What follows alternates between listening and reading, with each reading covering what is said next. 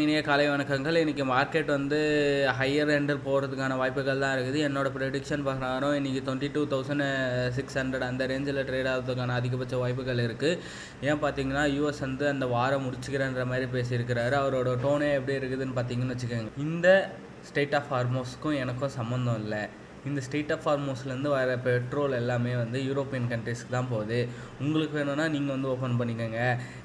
என்னோடய குறிக்கோள் வந்து அந்த ஈரான் வந்து எங்களை அட்டாக் பண்ணக்கூடாது அப்படின்னு சொல்லி அங்கே இருக்கிற மிலிட்ரி பேசஸ் மட்டும் நாங்கள் அட்டாக் பண்ணி க்ளீன் பண்ணிட்டோன்ற மாதிரிலாம் சொல்லி அவர் வாரம் முடிக்கிறேன்னு சொல்லியிருக்கிறாரு. ஈரான் எண்டுலேருந்துமே ஓகே எங்களுக்கு வார் முடிக்கிறதுக்கு பிரச்சனை கிடையாது, ஆனால் சீஸ் ஃபயர்லாம் சொல்லிட்டு வராதிங்க. ஏற்கனவே 2 முறை வந்து நீங்கள் சீஸ் ஃபயர் அப்போ தான் எங்களை ஃபுல்லாக அட்டாக் பண்ணிங்க.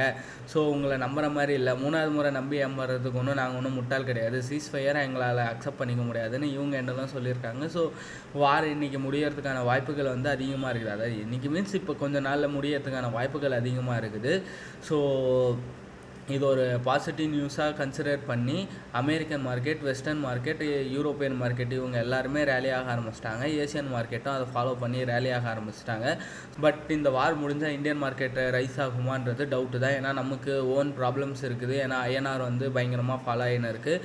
அது ஒன்று. அதுக்கப்புறமா வந்து இந்த குவார்ட்டர் ரிசல்ட்ஸ்லாம் வர ஆரம்பித்தோம். ஏப்ரல் ஆல்ரெடி டேமேஜ்ன்றது ஹேப்பன் ஆகிடுச்சு. ஏன்னா பார்த்திங்கன்னு வச்சுக்கலாம் இன்ஃப்ளேஷன்லாம் அதிகமாகிடுச்சு. இந்த வாரனால் பெட்ரோல் தட்டுப்பாடுனாலையுமே இன்ஃப்ளேஷன்லாம் தலைவிரிச்சு ஆடுதுன்றதுனால கொஞ்சம் மார்க்கெட்டோட ரிப்போர்ட்லாம் கொஞ்சம் டிக்ளைன் ஆகிறதுக்கான அதிக வாய்ப்புகள் தான் இருக்குது.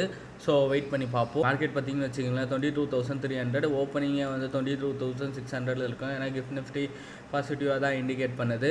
அதர் தன் தட் பார்த்திங்கன்னு வச்சுக்கிங்களேன் உங்களுக்கு குரூட் ஆயில் ப்ரைஸ் நான் சொன்னேன் $105 $90 $99 போயிட்டு இப்போ திரும்பி $92 $93 இப்போ ஏறிந்தான் இருக்குது.